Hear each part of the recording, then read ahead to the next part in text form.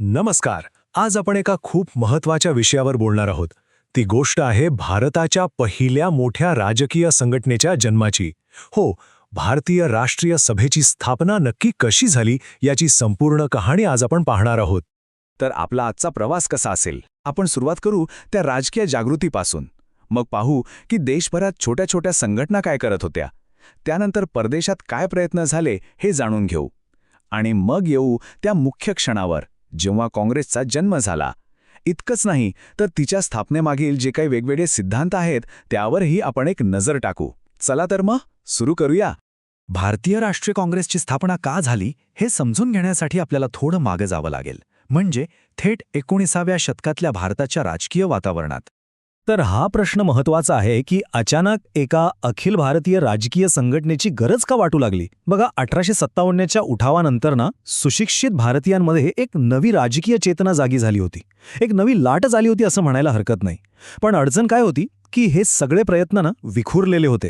म्हणजे स्थानिक पातळीवरचे होते. कोणी मुंबईत काम करतंय, कोणी पुण्यात. पण ह्या सगळ्यांना एकत्र आणणारं एक देशव्यापी व्यासपीठ नव्हतं.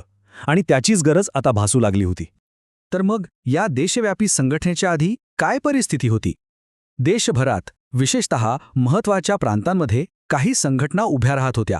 यांनीच खऱ्या अर्थाने राष्ट्रीय चळवळीची पायाभरणी केली.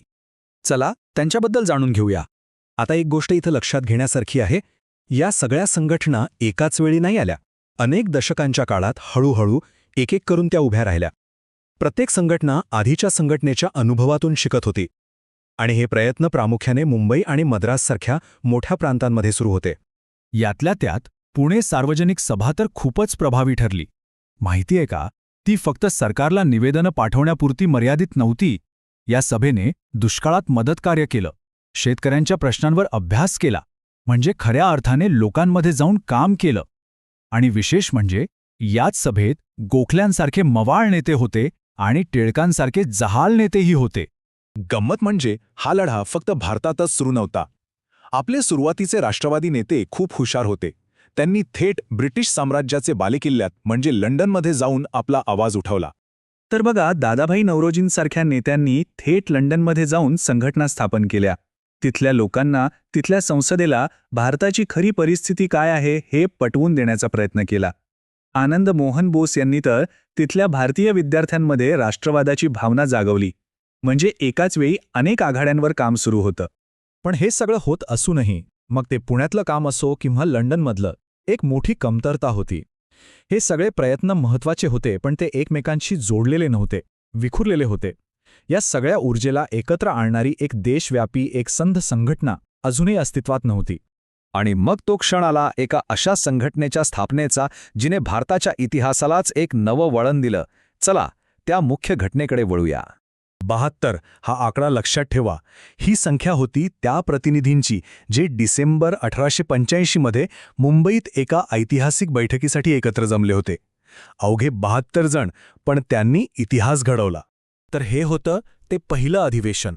28 डिसेंबर 1885 मुंबईतील गोकुलदास तेजपाल संस्कृत कॉलेज. गंमत म्हणजे याचे संस्थापक होते एक ब्रिटिश निवृत्त अधिकारी A.O. ह्यूम आणि अध्यक्ष होते व्योमेशचंद्र बॅनर्जी. दादाभाई नौरोजी, फिरोजशहा मेहता, रानडे यांच्यासारखे मोठे नेते तिथे हजर होते. देशभरातून आलेले हे नेते पहिल्यांदाच एका छताखाली एकत्र आले होते. पण थांबा, ही गोष्ट इतकी सरळ आणि सोपी नाहीये. एका ब्रिटिश अधिकाऱ्याने भारतीयांसाठी संघटना का स्थापन केली, यामागे नक्की काय हेतू होता, यावर इतिहासकारांमध्ये गेली 100-125 वर्षे वाद सुरू आहेत. यातला पहिला आणि सगळ्यात प्रसिद्ध सिद्धांत आहे सेफ्टी वॉल्व थिअरी किंवा सुरक्षा झडप सिद्धांत. यानुसार ब्रिटिशांना भीती होती की भारतीयांचा असंतोष पुन्हा 1857 सारख्या उठावात बदलेल, म्हणून त्यांनी काँग्रेसची स्थापना केली. म्हणजे लोकांचा राग, त्यांच्या तक्रारी या संघटनेच्या माध्यमातून बाहेर पडून जातील आणि मोठा स्फोट टळेल. पण याच्या अगदी विरुद्ध एक दुसरा सिद्धांत आहे, लाइटनिंग कंडक्टर थिअरी, म्हणजेच तडित वाहक सिद्धांत. हा सिद्धांत काय म्हणतो की भारतीय नेतेच हुशार होते. त्यांना माहीत होतं की जर आपण संघटना काढली तर ब्रिटिश सरकार ती चिरडून टाकेल. म्हणून त्यांनी एका ब्रिटिश अधिकाऱ्यालाच पुढे केलं, जेणेकरून सरकारच्या रोषापासून संरक्षण मिळेल. म्हणजे वीज कडाडल्यावर जसं लाइटनिंग कंडक्टर तिला जमिनीकडे वळवून इमारतीचं रक्षण करतो, तसंच काहीसं. तर मग खरं काय मानायचं? काही जण म्हणतात हा ब्रिटिशांचा कट होता. काही म्हणतात ही भारतीय नेत्यांची रणनीती होती. रघुनाथरावांसारखे काही जण म्हणतात की ही पूर्णपणे भारतीय नेत्यांचीच कल्पना होती. तर गोपाळकृष्ण गोखल्यांसारख्या नेत्यांच्या मते यात काही कट किंवा रणनीती नव्हती. ही एक नैसर्गिक राजकीय उत्क्रांती होती जी होणारच होती. म्हणजे बघा, एकाच घटनेकडे पाहण्याचे किती वेगवेगळे दृष्टिकोन आहेत. आता तिची स्थापना कोणीही कोणत्याही हेतूने केली असो, एक गोष्ट नक्की की काँग्रेसच्या स्थापनेमुळे भारताच्या स्वातंत्र्य लढ्यात एका नव्या संघटित पर्वाला सुरुवात झाली. सुरुवातीच्या काळात काँग्रेसची उद्दिष्टे खूप मवाळ होती हे लक्षात घ्यायला हवं. त्यांना स्वातंत्र्य नको होतं. त्यांची मागणी होती की सर्व जाती-धर्माच्या लोकांना एकत्र आणावं, लोकांमध्ये राजकीय जागृती करावी आणि अर्ज-विनंत्या करून ब्रिटिशांकडून प्रशासनात आणि इतर क्षेत्रांमध्ये सुधारणा मिळवाव्यात. पण या सगळ्याचं खरं महत्त्व काय होतं तर तोपर्यंत राष्ट्रवाद ही एक भावना होती, एक विचार होता. काँग्रेसने त्या भावनेला, त्या विचाराला पहिल्यांदाच एका संस्थेच्या रूपात, एका संघटनेच्या रूपात देशासमोर ठेवलं. पण ही तर फक्त सुरुवात होती. एका मवाळ घटनात्मक मार्गाने सुरू झालेला हा प्रवास पुढे जाऊन कोणतं वळण घेणार होता?